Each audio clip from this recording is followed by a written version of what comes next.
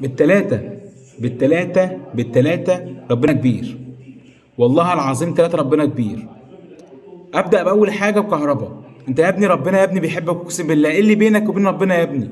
ايه اللي بينك وبين ربنا عشان تتوقف سنه كامله بسبب نادي وبسبب رئيس نادي مش عايزين نتكلم عليهم كتير، ويجي ربنا تيجي تلعب اول ماتش ماتشتك؟ يعني انت اول ماتش اللي فات بعد كده عادي، الماتش اللي بعديه بقى تلعب الماتش اللي معاه قدام الزمالك وتجيب جون. يعني انت متخيل؟ انت مدرك ان يعني ربنا بيعمل ايه؟ سبحان الله يا جدعان، ربنا كبير يا جدعان، اقسم بالله العظيم ثلاثة ربنا كبير. بعد كده اخش على الجمهور. ايه الحلاوة دي؟ ايه الطعامة دي؟ ايه الحلاوة دي؟ بصوا، ذكاء في التشجيع وذكاء في كل حاجة. اللعيبة الشوط الاول اللي بيفهم كورة، انا كنت حاسس ان اللعيبة زي ما تكون بتدخر الايه، يعني تحوش كده الطاقة بتاعتها وهرزعهم في الشوط التاني. انا كنت حاسس بكده. اصل بص، الاهلي كان بيلعب بالشوكة والسكينة، ما كانش طبيعي في الشوط الاول. الشوط الثاني بقى دب دب دب، ولا ليهم اي مكان على القناه بتاعت الزمالك دلوقتي، وقفلوا البرنامج خلاص. الف حمد وشكر ليك يا رب، اقسم بالله العظيم ثلاثه. انا كنت حاسس، الواحد كان حاسس ان ربنا كبير. احنا اتظلمنا. الموضوع بدأ من امتى؟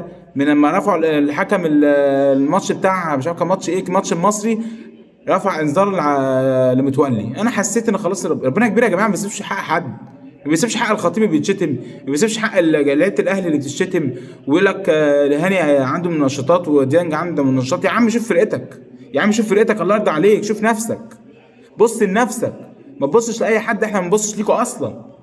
ده حتى انت ما بقيتوش تحتينا في المركز الثاني، انتوا بقيتوا في المركز الخامس دلوقتي، ولا مش عارف في المركز الرابع. ربنا معاكم، بيبيعوا بليله تحت.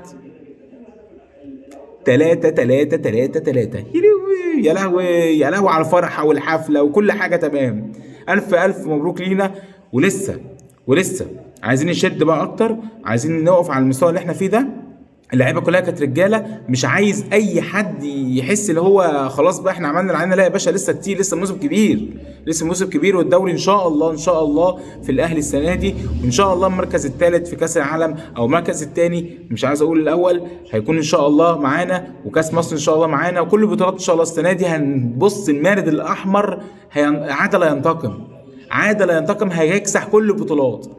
سلام. 3